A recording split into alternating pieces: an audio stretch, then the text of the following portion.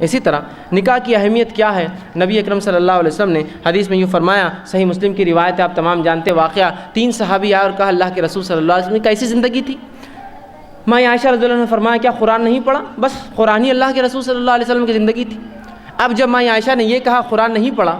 تو وہ ایک نے قسم کہا میں کبھی نکاح نہیں کروں گا، اس لیے کہ نکاح کرنے سے تو پھر میرے عبادتوں میں خلل آ جائیں گا، رسول اللہ اتنی عبادتیں کرتے تھے۔ ایک نے کہا میں ابھی کبھی رات میں سوؤں گا ہی نہیں،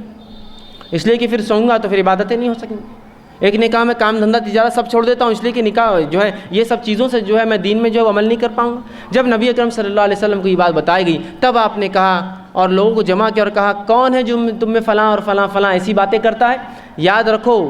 میں نے نکاح بھی کیے ہے، میں راتوں میں سوتا بھی ہوں، کبھی روزہ رکھتا ہوں اور کبھی افطار بھی کرتا ہوں، النکاح من سنتی، یہ نکاح میری سنت ہے۔ اور پھر فرمایا ان تمام چیزوں کے بعد فمن رغب عن سنتی، جو اس سے رغبت نہ رکھے، اس کو وہ نہ کرے، اس پہ عمل نہ کرے، فلیس منی، پھر وہ ہم میں سے نہیں ہے۔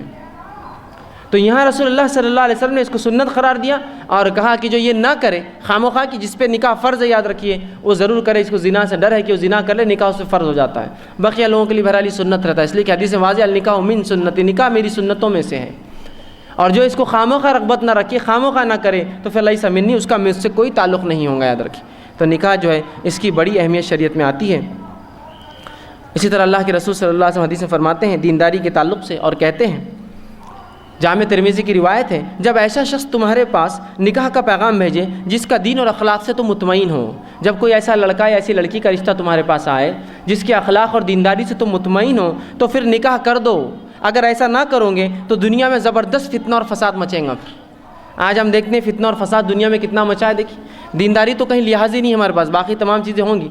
آگے تفصیلات میں رکھوں گا۔ تو رسول اللہ صلی اللہ علیہ وسلم نے فرمایا کہ جو اگر تم دیکھو کسی کے اخلاق اچھے ہیں، دینداری معاملہ اچھا ہے تو اس سے نکاح کر دو، اگر تم ایسے نکاح کا انکار کرو گے تو دنیا میں فتنہ اور فساد مچیں گا، یاد رکھیے۔ آج فتنے اور فساد ہم دیکھتے ہیں کتنے مچ چکے ہیں، ٹھیک۔ اسی طرح چند باتیں نکاح کے تعلق سے جب اس کی فضیلت اور اس